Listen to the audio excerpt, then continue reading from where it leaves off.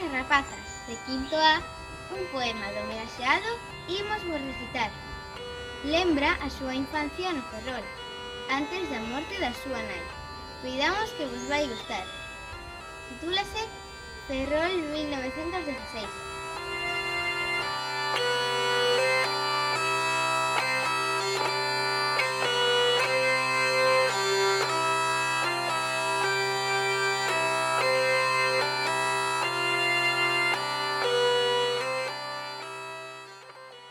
Cinco duros. Pagábamos de aluguer. Era un terceiro andar ben folgado. Pola parte de atrás daba para a campiña e por diante para a rúa de San Francisco. E no segundo vivía a miña tía Boa. Tiña unha peza cheia de pasaros e secados, que só abría os días de festa para que os nenos disfrutásemos nela. Aínda vivía miña mai e os meus irmáns vivían.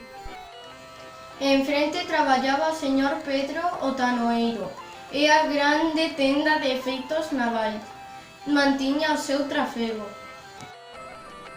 Na casa tiñamos pombas e, por suposto, un grande gato mouro.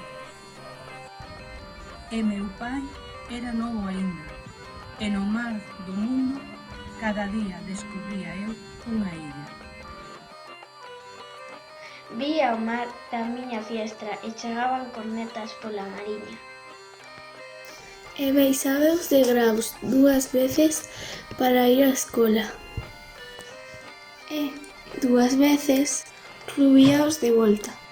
As mulleres entón usaban capa e gosé e íamos á aldea en coche e cabalos.